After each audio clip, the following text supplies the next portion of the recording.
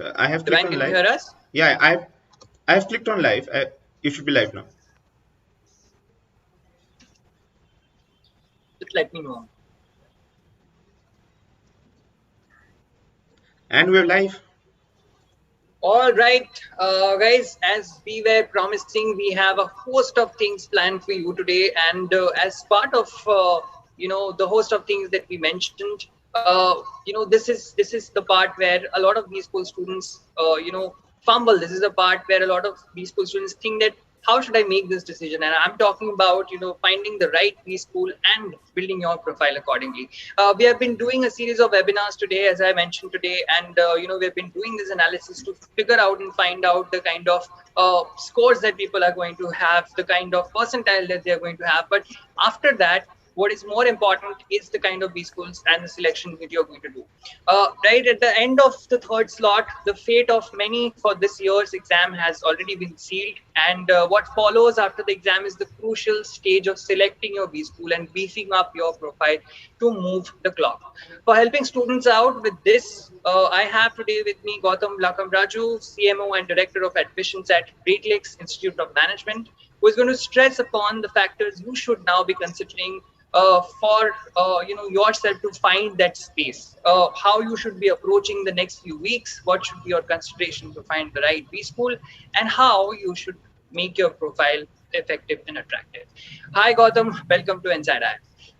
Hi, Bunnangshu. Pleasure to be here, and thanks for having me here. Lovely.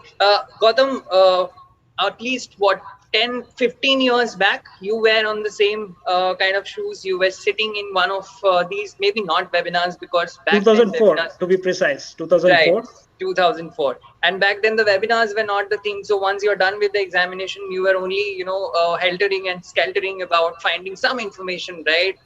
In the broken pieces of things. So you yourself were in the shoes of the students. What were some of the feelings that you were going through at that point in time? Yeah.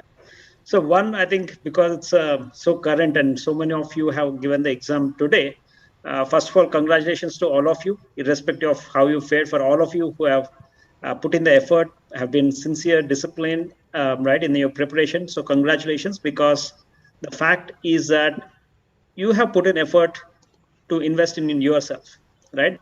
This is a first step, right? Sometimes it works, sometimes it doesn't work, but the fact that you have tried means that you are in the right direction, that you have better plans for you, you have ambition, you have the hard work and discipline. So I think that's great, right? And irrespective of the results, I think that should hold you good in the long term, right? CAD for me was giving CAD itself was a great experience for me, because that really got me disciplined, right? I was in the fourth year as an undergrad, right? And doesn't work, but just when I was preparing for CAD, my CGPA also increased, right? Because people tend to see, right, if you are going for IIT preparation, you don't focus on your regular stuff, right? And you always say, this or this, right? But what I found is that I was a lot more disciplined, because I think a lot of things about CAT is about discipline, right? The questions that you choose, what you let go, right? That requires being very systematic and disciplined. So that, I think, itself is a learning process. And there's a reason why B schools look at this course, right? They're not everything, but it just tells us a few things about you, and whether you have been able to get that sense. Obviously one thing is how smart you are, right? But that's just part of it. But the second part is how smart you have been about in terms of actually managing things, right? Because nobody is expecting you to score full score, right? That doesn't happen. The question is, how do you select the easy ones versus the tough ones, right? How do you give up when you need to give up and not be stuck to one thing, right? So those are the things you have to face on a daily basis in the industry, because there are no right answers in most cases. Those are best guesses in many cases, right? And my own experience when I had is, I think that year we had the very tough DI section. For a second it was like, this is tough, right? And then I had a smile on my face saying, okay, if it's tough for me, it should be tough for a lot many more people. Right, and things worked out well, and I wanted to get in the top 1 percentile. That happened, and was quite pleased that all the effort bore fruit. Right. Gautam, for you, you were always interested in finance, and you took up finance as your go-to stream for MBA also. For a lot of people, for a lot of students who are listening to this, they're not sure about their choice also. Right now, they have maybe cracked the examination in their minds, or maybe not, which will be, cleared after a few days, few weeks, when they get to hear more from the, papers and answer keys. Were you sure about your choice from the beginning, Gautam, when it started for you? So, Punanshu, I'd like to correct you. I was very keen I'll go into marketing Oh, when okay. I started, right? You must have assumed based on what I did after my MBA, Yes. right? But when I was going into an MBA, I was very clear I want to, get into marketing, right? And that's one of the reasons I joined MDI, because it was well known for marketing. I spoke to alumni and all. They said, this is as good as any other school when it comes to marketing. And they said finance, maybe it's not up to, let's say, an ABC. And this I'm talking about 2005.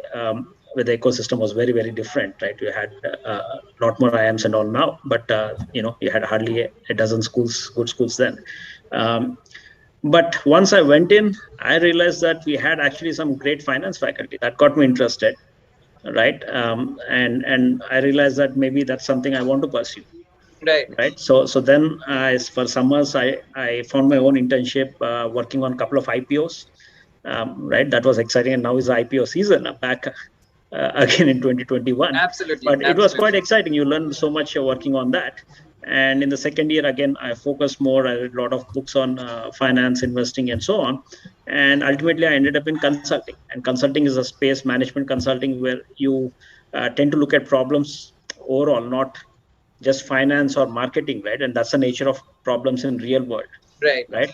And for all of you who are, thinking about what specializations I should be choosing, I think it's just too early to even think about it. Right. Don't bother, right? Because MBA is, at the end of the day, about learning to use diverse knowledge to solve problems, Mm-hmm. right? Otherwise, you can take masters in finance or masters in, marketing, or you can even become a CA. You want specialized knowledge in just one area, right? The reason to do an MBA is that you want to understand all aspects of management, and things beyond management, right? You want to learn about psychology. You want to even read up on some history, because Right. all that makes you better decision makers. At the end of the day, that's what your MBA That's what and your matters. management journey needs you to get to, right? And if you really look at what your long term goals are, right? I'm sure if I ask some, many of you would say I want to be a CEO, Right. right? Then the next question is, what specialization is better for being a CEO, right? I'd say that learn to deal with people, right? If you want to be at the Right. very top, that's what you're doing. You're not doing finance, you're not doing marketing, you're doing all of that. But most importantly, you are actually managing people, right? Hiring good guys, retaining them, motivating them, right? And at different stages of your career, you are doing different things, right? So after consulting, I again got into marketing. Right, I was part of the founding team at Great Lakes Gurgaon campus, and the first thing was to get quality students in. So that's a challenge I took up, and that's what I've been doing, apart from some other things like project management, other stuff. So don't have preconceived notions. uh, don't close your options. There's nothing you gain by closing options. You keep your options as wide. Right. Experience, most schools let you choose your specializations after you join it, right? And those are the schools I would advise you should consider, because without even knowing, how do you make the choice, right? Experience it, Right. right? In your first 2-3 terms, you'd have one or two courses in each and every area, right? So you'll figure out what are your strengths, what are your interests, right? And based on that, you can make the decision. Not, and again, there'll be a lot of peer pressure based on placements. Everybody wants to go into finance, or everybody wants to go into marketing, because those few Because great of companies Moola. come Yeah. in, Absolutely. right? But remember this: the most successful people in this planet are those who are passionate about what they do, Right. irrespective of what industry, right? um, you know my wife is an architect, landscape architect, that too, and that's a niche. and Correct. her starting salary was, I think, some $8,000 or $5,000, something like that, right? And for a long time it was much lesser than, let's say, a typical IT engineer. right? And today I know that she earns a lot more than most MBAs of from the top schools at at that point of time, who may have Absolutely. started at 20 times the salary, because she's good at what she does, right? So pursue your passion, and if you're interested in one area, discover that, right? And you'll find that only when you experience it, right? When you try out different things, you'll know this is what I really like doing, right? Right. And remember, 5 or 6 days of a week you're doing that, right? Morning to evening, right? You spend your money only on few weekends, and once you're beyond a certain point of income levels, you are not going to worry about how much is in your bank, right? What you want is to have a good life, be happy doing what you want. And so it's important to find what excites you, what you're passionate about, and so keep your mind open. There's learning in everywhere. You need to, and a lot of people, one of the mistakes I think I did when I went to business school was look down on, let's say, areas like HR, OB, and things like that, right? Now let's say 5-10 years down the lane, as a senior manager, as right, somebody who's managing an organization or a team, I think that's the most important thing, right? And that's what all CEOs also focus on, as I said, right? So nothing is useless, nothing is a waste of time. Just see how they're all connected, and find out what you're excelling at and what you're passionate about. Absolutely. That's some very solid advice there, Gautam. I also believe in what you have just said. There are so many stories that we have also come across on InsideIIM, because we have spoken to a lot of these people, and all of them has said that, the first salary that you draw, the first placement offer that you get is not what defines your career, right? How you make it to be your career, where you find your passion and purpose is what the career is. Talking about selecting that school, selecting the right B school, Gautam. Not everyone is definitely going to make it to the IIMs, right? Let's be fair, and that's why these kind of exams take place. For students looking for B schools, what exactly are some of the criteria that they should be looking? We just had a discussion with you. You told us about how placement is not just the only thing. The ROI is calculated with way more things than just the placement and the figures. So what are some of the major pointers that students should keep in mind and take note of? Yeah. So, as I said, not everybody would get into NIM. I think neither should they. Right. I think there's some good IIMs, there are not so great IIMs, right? Like any other set of entities, right? Not all of them are equally made. Not all of them are in the same location, right? Some of them are inaccessible, hardly have any industry interaction, or great. I think there are a lot of schools which don't have great faculty, right? And I think a lot of people tend to make decisions very superficially, based on let's say established notions of let's say an IIM blanket, right? But not all of them are the same. Or second, in terms of, let's say, just based on placement figures, right? That or certain rankings and all. But I think the most important fundamental quality to look for is, I'd say, the quality of faculty. Right. And why is the reason? Because at the end of the day, this is an educational program, Right. right? When you admit a kid even in the first grade, you want to know how are the teachers, right? Right. You interact with them, there's a parent teacher meeting and all, right? Because you're there to learn. And who do you learn from, right? Having a great campus is fantastic, right? It's a facilitator, right? But if you don't have great faculty, all that's useless. But if you have good faculty, you can learn under a tree, Right. right? So I think the single most important to look for is faculty. And as I said, when I went to MDI, everybody told it's good for marketing, but I realized the finance faculty were awesome, right? Correct. So that's what interested me to take that up, because the learning is steeper, and some of the things that you can learn in finance are hard, so it's better you learn it in business school. So I think faculty is something that doesn't get talked about, right? I see in forums and all. I looked up myself as a student, and I've seen over the last 15 years, right? People ask everything but except faculty, right? Whereas everything is let's say peripheral, right? Right. It's either an input or output, but the actual transformation happens due to the quality of learning that you get. And as I said, placements is about first job, but what really matters is your CAGR, right? Compounded annual growth rate over the next 30-40 years of your career. And that's where the transformation that you have, that's where the learning that you have matters a lot more than your starting salary. So that's one thing to look for. If there are good schools that have good faculty, even if some of the other things may not sound as great, that's what you should put at a premium. Right, absolutely. Gautam, talking about that, there are certain red flags also about particular institute. When you are looking for institutes, there are certain signs that you should definitely not avoid while making that selection. According to you, what are these red flags, and why should students be cautious about them? Yeah. So when you invest in education or a school or a program, right? It's like it's like an investment, right? Let's say you invest in stocks. What do you look for, right? Is there a growth, right? And is there good management, right? Is the school progressive, right? So because those are things that are going to determine whether the school is going to do well in the future as well. And that's important because you want the value of the brand attached to you to also keep growing, right? And so it's important that you understand whether the school has a has a vision, and is progressive, is doing something innovative to respond to the changes in the market, because the pace of change has also increased, right? Right.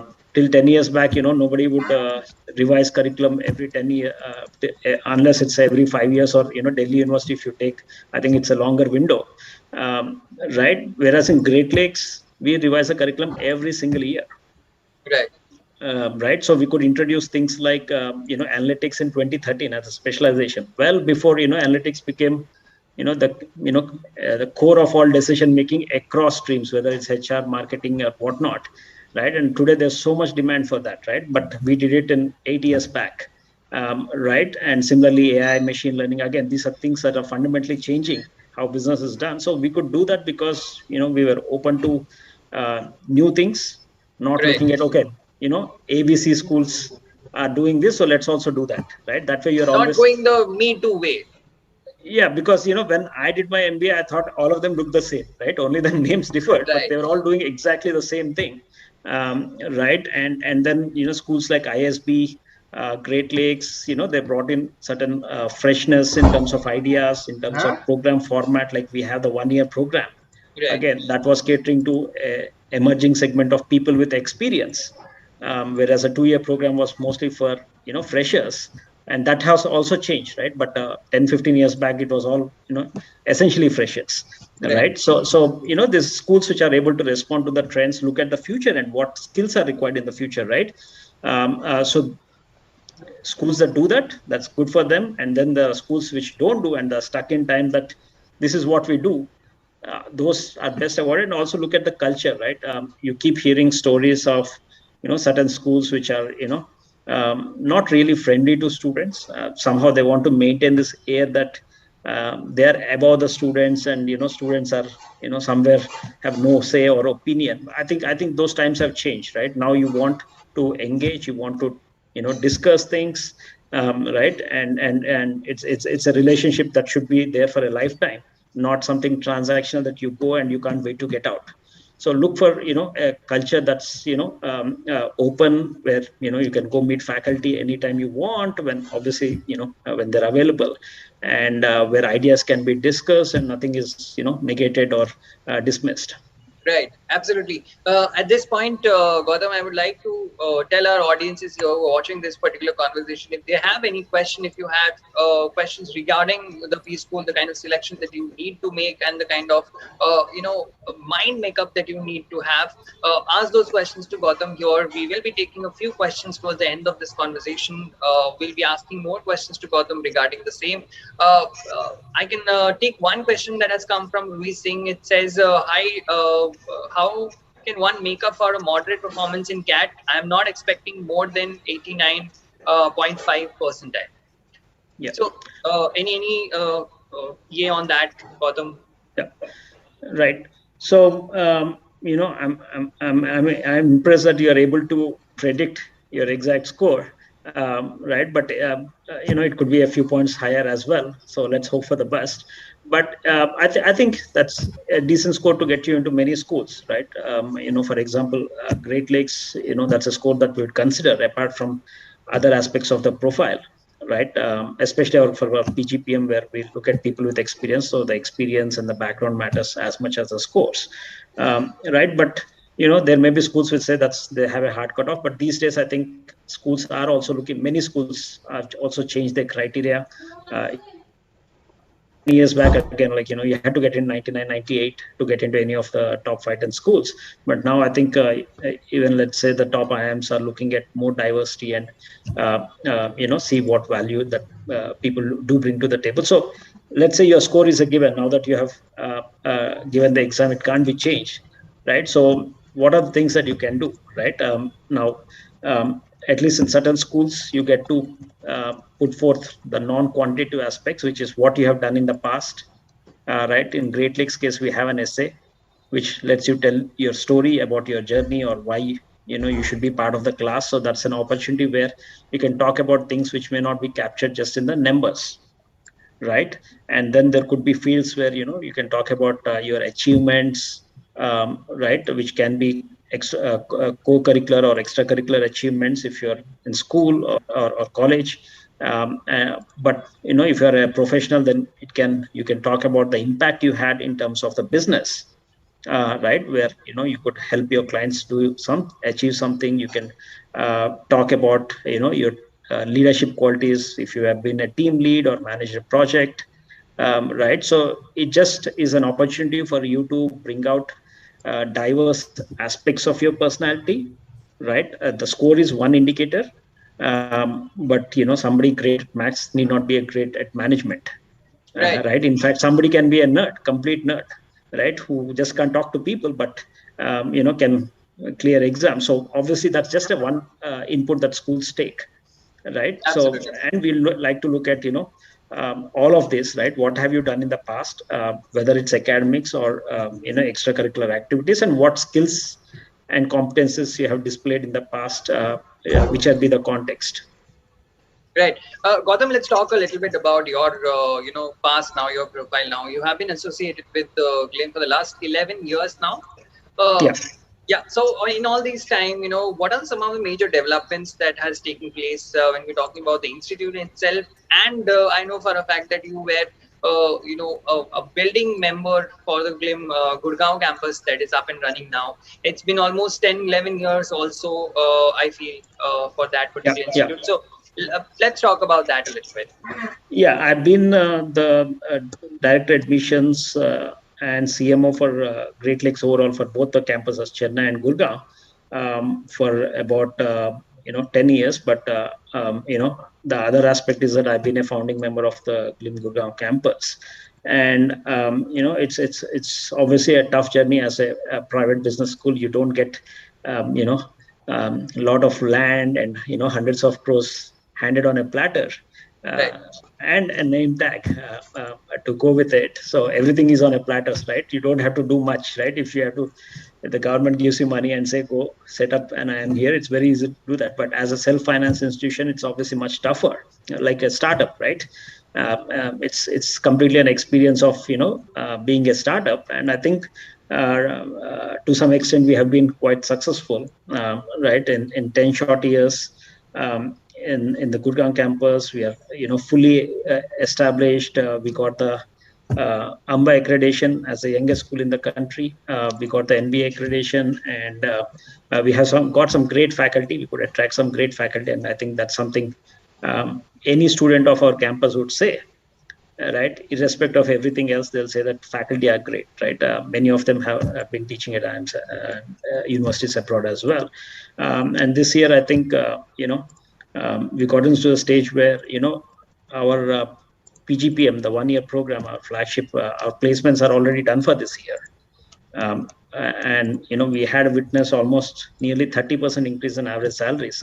This year, the average is 15.6 lakhs, right? Which I think for a 10 or 11-year school, since this is what is a headline number that people understand and appreciate, right? I'd say that the faculties are, I think, the core strength. But in terms of every other aspect and the outcomes, I think to get to an average salary level of 15.6 in a short journey of about 10 odd years, I think, and obviously without having the benefits of a government funded institution, I think that's quite a credible, achievement. And I think that really establishes on a very good ground.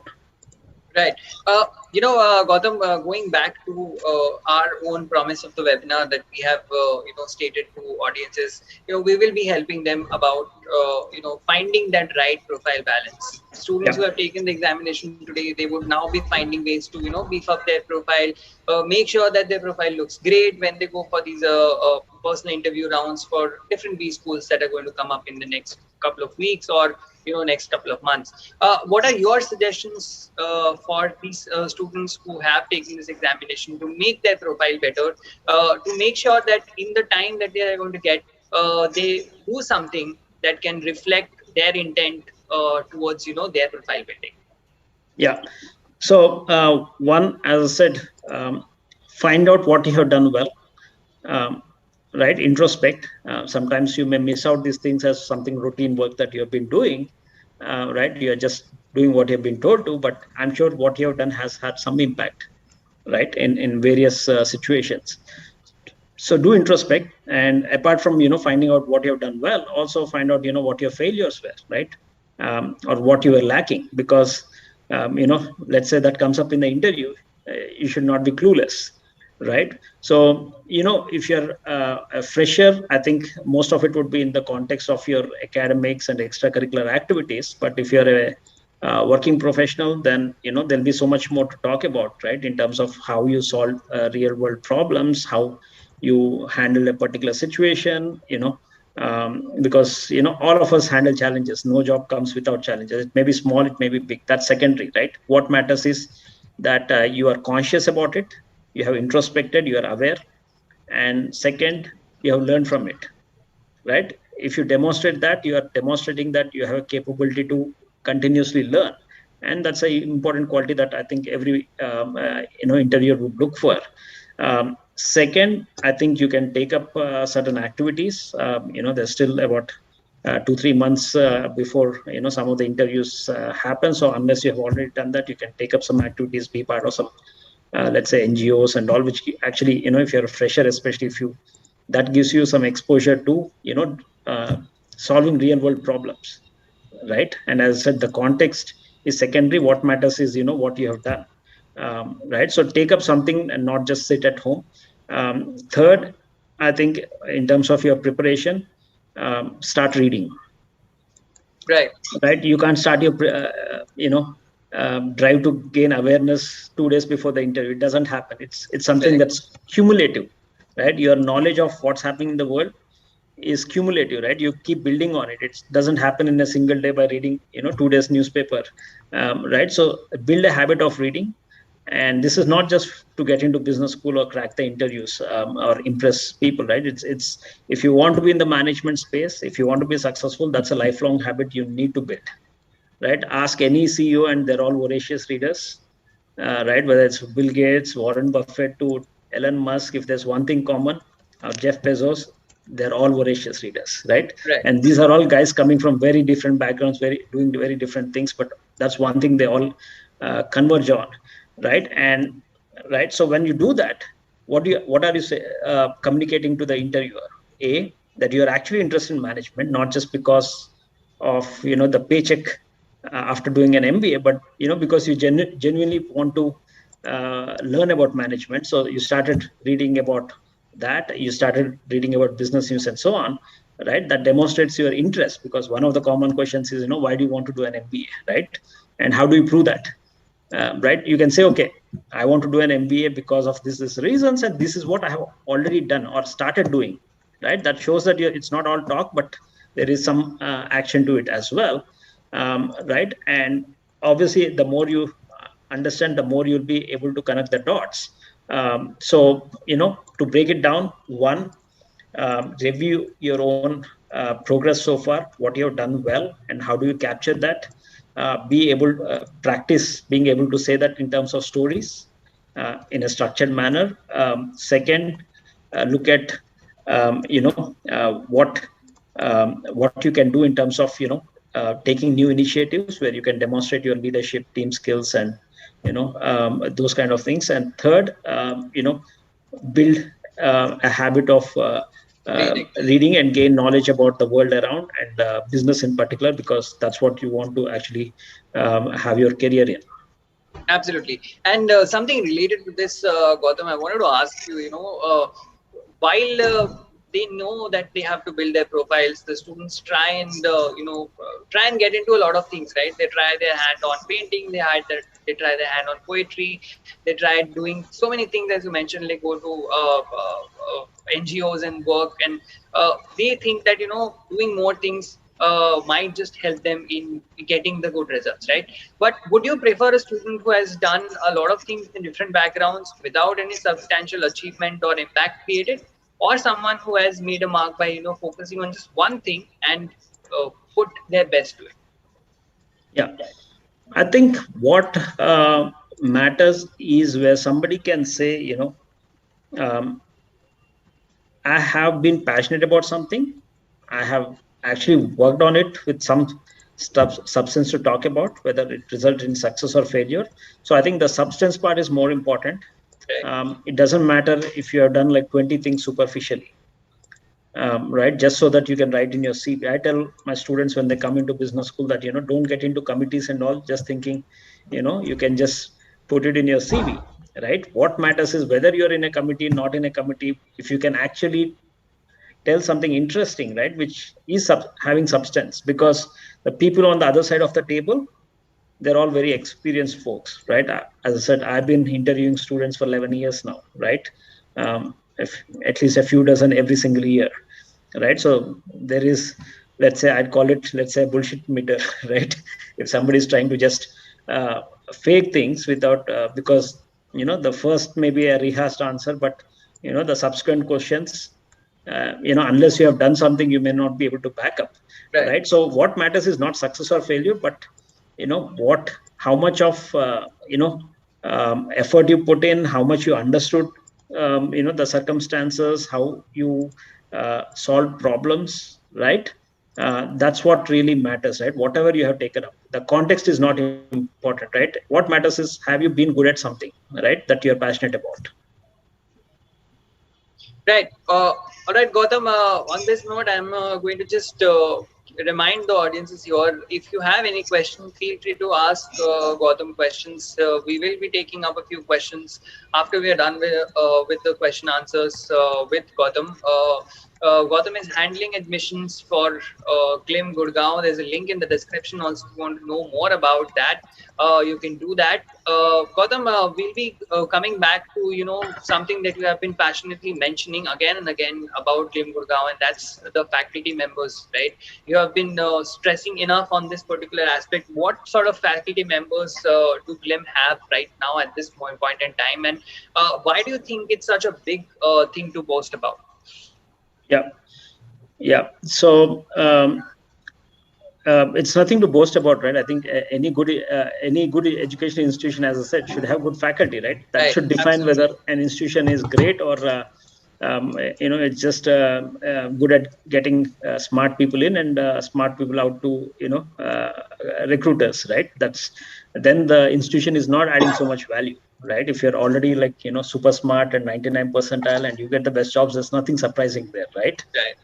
But if you take up somebody who's not at the same level, but you can actually help them get from here to here, right? I think that's where the impact of an institution comes, and that's where the faculty play the role, right? Because if the students actually are transformed, right, that's when the recruiters would see the value in hiring them as well, right? And not the other way around, right? That you can just put anybody in front. You just have to get companies. Companies don't come unless they see the students have the qualities and competencies built into them, right?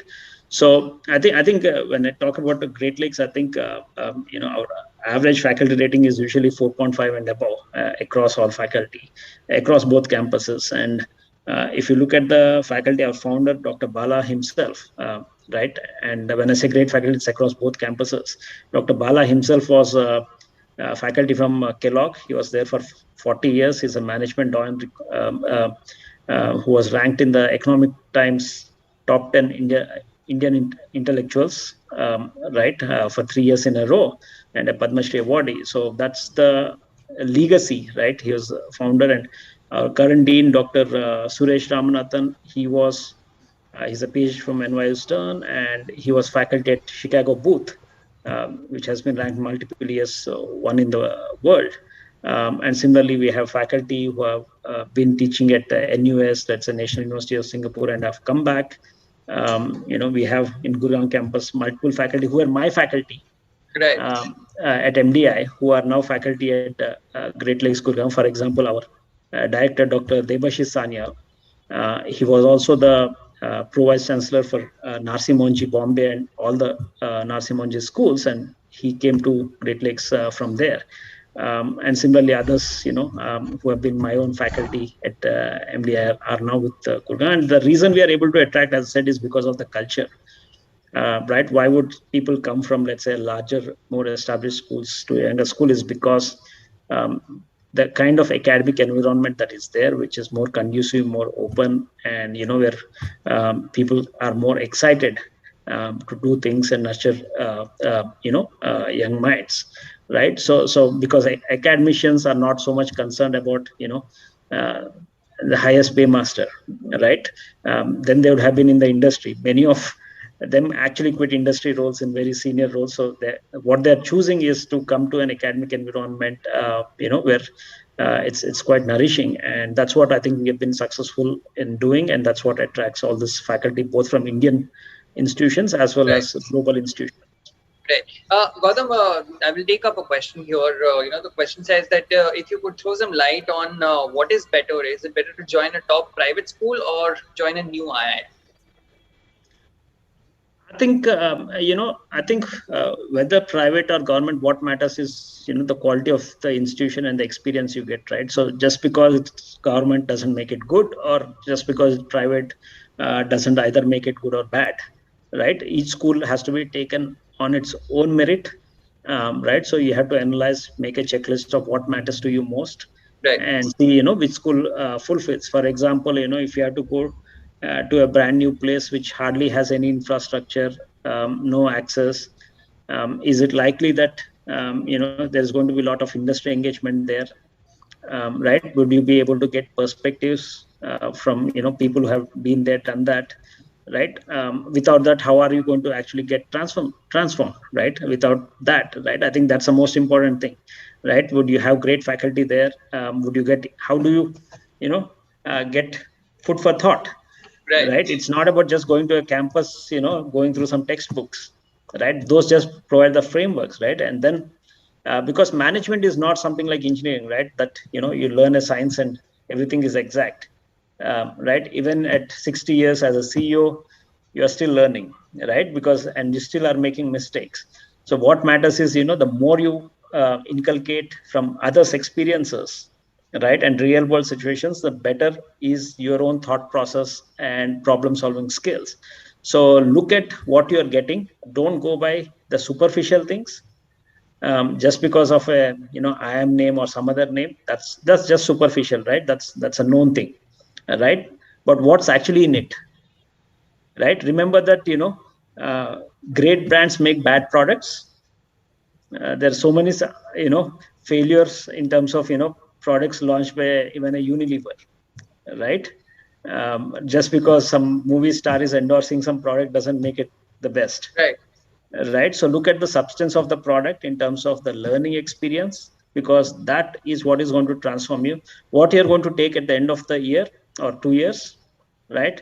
The certificate, the value of that printed certificate is not even 50 rupees, right? And after I should just frame this line, Gautam, somewhere, that value of your MBA certificate is not more than 50 rupees. Yeah, I mean, I say that to my own students, right? And because what you take away, and not even the placements, right? That letter that they send now, it's not even maybe maybe one pager or an email. right?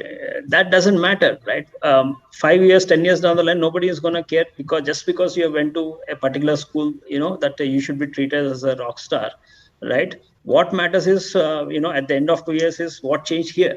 What are you Right. taking away? This is the only thing you take away, right? Absolutely. After Absolutely. any education, not just business school education, right? So a place that can really transform you, that can get you the best of learning experiences, whether in terms of the quality of faculty, the kind of pedagogy, or the kind of inputs from thought leaders. For example, I'll tell you, last year, right, when the pandemic started and schools were asked to defer the start date and all, we had our 1 year program, which was supposed to start in May, which is earlier than the typical 2 year programs, and this had to be deferred till almost like August, because that's what AICT said needs to be done. We were ready to do it. So we started with a program. We called it a term zero, an informal program, because we thought it doesn't make sense. People have quit their jobs. They're at home, right? This time needs to be productive, and time is these days more valuable than money. And that's a whole proposition of our 1 year program for experienced people, that they are able to get to the same outcomes in lesser time, given all the constraints they have. So we had a series of very thought-provoking lectures from we had a faculty, including 3 deans of top five global business schools. We had Professor Shrikant Dattar, who is now the Harvard dean. We had Madhav Rajan, who was the dean of Booth, and then we had Professor Deepak Jain, who was dean of earlier INSEAD and Kellogg, and now he's at president at SEEPS. And apart from that, we had people like Ashwath Damodaran. Anybody who wants to get into finance and valuations, that he's kind of the dean of valuations, right? And multiple other faculty from Stanford to Kellogg and all the top schools, right? And that's like a priceless experience. I don't think there are too many schools in India which would be able to get students that, right? And you can't measure that up, right? So that's that, and like again, in the industry side, we had people like Indra Nui, who was advising the US government at that point. She was the ex-chairperson of PepsiCo Global, right? And somebody, I think the MD of Apollo Hospitals, again, at the front line, right? And Kiran Majumdar, who comes from the healthcare, right? They're part of a conference called Successful Women in Management, right? So it's that kind of perspectives, right, which really let you learn much more than what you do in the classroom from a textbook, right? So look for an institution which really can transform you beyond the superficial things of the name, or just because it has something, the tag that you're going to get from board, because what is inside, right? What's the substance, right? That's how you would evaluate any single product, right? Absolutely. Any product that you buy from the market, you won't just, sometimes you say, I prefer this brand, right? But if the product is not good, that only hurts the brand. You are not going to really go and buy a product just because it's by a particular brand. Absolutely. So Abhijit is asking a similar kind of a question. His question is a little, different, not too much. And here you can talk about the 1 year program that GLIM also offers. The question being, how good is the scope for online MBA or distance MBA? Is it too risky to quit job and enroll in MBA school for regular mode? And also the question is, he's a healthcare sector professional and want to switch to management consulting. Which MBA mode options would be the best for them? Right. So I think what differs in all these modes is the rigor, right, and the depth. Right, irrespective of what people may say, the fact is that you spend so many more hours, right, doing something definitely makes you better at something, right? As I say, to become an expert in any area, you need to spend 10,000 hours doing it, right? That's a kind of a rule of thumb that's there. Right now, a full-time on-campus MBA is an immersive experience, not just in terms of the theories that you learn, but it's all about the experience of being there, working in teams, in groups, the peer learning that happens. I think that happens much more outside the classroom than inside the classroom, right? And it happens, from midnight to 4 a.m. Right? Sometimes, I know students sleep in the classroom. I've done that myself, but learning is a very immersive experience, right? When you're having a group of smart people together, and obviously, full-time programs are a lot more selective. That means there are, in a way, curating and filtering the peer group. Our 1-year MBA, for example, you mentioned that it has, let's say in our Chennai campus, about 300 odd students with about 3.5-4 years of average experience. So that's like 1,000 years of collective experience across every possible industry, clients in every geography, every industry, healthcare included. Right? So there's a lot more learning that comes out, in that kind of immersive experience of a full-time program. Right now, online programs are great because for those who are not able to spend that kind of time and effort, and I think with the technology platforms, I think it's far better than erstwhile distance programs where they just mail you certain booklets and you're supposed to read and then write an exam. So the online programs definitely help in leveraging technology to bring in a good amount of learning, right, at a low cost. And low cost, not just in terms of price, but in terms of your time and opportunity cost of leaving your job and so on. But if you really want something that's far more transformational, a long-term investment, I think full-time programs from good schools are still having a very significant advantage on that front. Right. Gautam, one quick question. We have been talking about this, but if you can just sum it up a little bit for Nikhil. Nikhil is asking, what are the things one should be doing to build a brilliant profile if someone has an average account? So, I already, I think, covered this earlier in terms of building the profile. Now, profile building won't happen in a day or even a couple of months. So if your academic record is not great now, that reflects on what you have done over your, last so many years, right? Because till the time you have been a student, that's the primary indicator of your performance. But as I said, you can focus on extracurricular activities. If you're still a student, right, there's so many competitions that keep happening, right? Let's go to a platform like a Day to Compete. There's so many competitions happening all the time, right? Put your effort, perform well in one of those competitions, right? Then you can write it in your CV. You can say that, I've been good at something, right? Yeah, I have my past baggage. I was not interested in that area that I went to.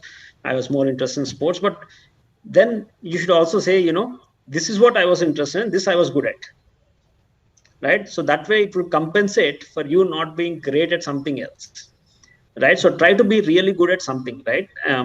Whatever that may be, right? If you're into dancing, be a great dancer, right? Then you can say, okay, that is what I was passionate about, and that's what I was spending my time on, right? And whatever I'm passionate about, I tend to do it well. Right. So that's how you can, kind of justify not being great at ACADS by being able to talk about other things you are good at. Right. Gautam, now that the students have taken the examination and we know for a fact that nothing can be changed or nothing can be done right now, what they can do is focus on the next move, focus on the kind of couple of weeks, couple of months that they're going to be seeing from here. One thing is for sure that they should not lose heart if the exam did not go as planned, because CAT is not the end of the journey, it's just the beginning, and they should be keeping that in mind for sure. I would like you to talk a little bit about what should their strategy be now. How do they make sure that they land up in a place where they can make the best out of their careers? Yeah, I think the first step is start today, or I'd say it's late in the day, maybe start tomorrow, right? And not waste time till you get the results, right? We tend to only act once we have certainty, right? I see so many students who fill up application forms on the last day, right? And that's I think across the board. And by the way, Great Lakes application deadline is on 5th December. We see that every year, so many students just fill up the form at the last day, right? And that is like putting yourself right at a disadvantage, right? Especially in a application form where there's scope for writing an essay, right? Adding subjective content and all. You want to take as much time possible to put the best foot forward, right? To capture your story in the best way possible, right? So you want to fill it in, revise, right, and think what can be better, right? So start the process, as early as possible, at least for the schools that you are clear, you want to consider, right? And second, start working on, as I said, um, improving your profile, both from things that you've already done, which means that capturing it in a better way, whatever your workplace highlights have been, challenges that you faced or challenges you faced in your college in terms of organizing some events, participating in some competitions, right? You can do all of that, right? And second, as I said, start reading. And reading is not equivalent to looking at highlights in, let's say, news in shorts, right? That's very, very superficial. You should be able to talk about any current business event, or a macro political kind of event in detail for 5 minutes, right? With a panel of people who are very fairly well read, right? And again, that's a cumulative thing. It doesn't come in one day. So every day you read for an hour, you'll build that knowledge. You'll be able to address things, because tomorrow somebody asks you a question, um, and if you don't have the context, it will be far more difficult to answer than when you have a sense of what's going on right now. Right. Right. So that's something you can do from today, right? You can spend an hour going, right? It doesn't cost you much. Right. Gautam, there is one more question. I'll quickly chip it in. Deepak is asking, in graduation, I have 55.4%, and apart from that, I have 3 years work experience. So on basis of that, can I get a B school? I'm sure there are B schools that you can get into, right? But question is whether you can get into the school that you want to get into. Right. Right now, many schools obviously would not be very comfortable looking at scores below 60, because that's traditionally considered like a first class. And some companies also have that criteria that they want, really want to take people with less than 60 in academics. But you already have a job, so that's a good thing to have, right? And once you gain more experience, your acads tend to be of less impact. You are going to be judged more and more based on your experience, so you can obviously highlight that, right? And depending on what your experience is, what you bring to the table, whether it's in a diverse area or you have been exceptionally good at it, right? Schools can give you the benefit of doubt. I would not say that they'll be attracted to your profile, right, based on the scores, and may actually see that as a red mark. But if you have something very interesting and very impressive in terms of your work experience, friend, that can help. Right. Final piece of advice, Gautam, before we leave this conversation today, for all the students who are going to watch this, even after this webinar is over, what should they be focusing on? What sort of things they should read? What sort of attitude they should develop within themselves to make sure that they crack the best B schools and they develop their profiles? Yeah. So I think one is, spend more time in preparation than speculation, right? Right. All of us like to speculate in terms of,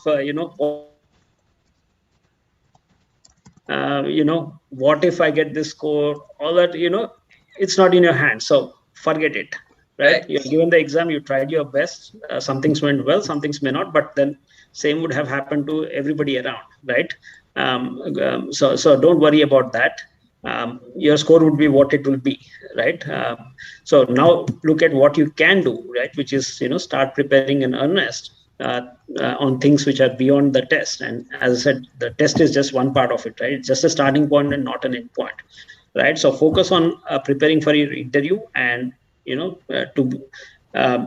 get to a place where you are able to showcase yourself as somebody who has not just a great test score, but as an individual, you have the right capabilities, right, the right attitude, and the right level of energy.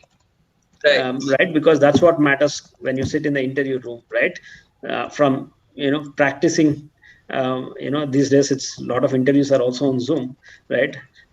Practicing how to say hello, right? Everything matters, right? The first impression, right? As I say, people make an impression within less than a second, right? The first impressions, right?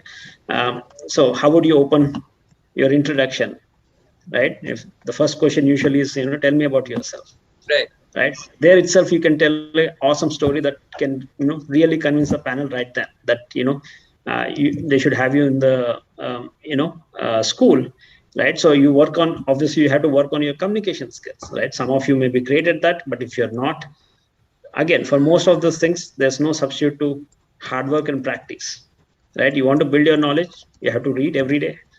You want to improve your communication skills, you need to practice every day, right? This won't happen if you start 1 week before the interviews.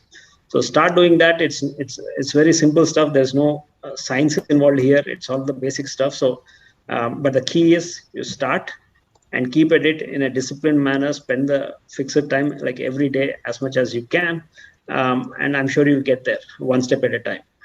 Absolutely. Gautam, I am of the view that we'll give a little leeway to these students who have worked really hard and they can actually party tonight because the examination is finally done and dusted.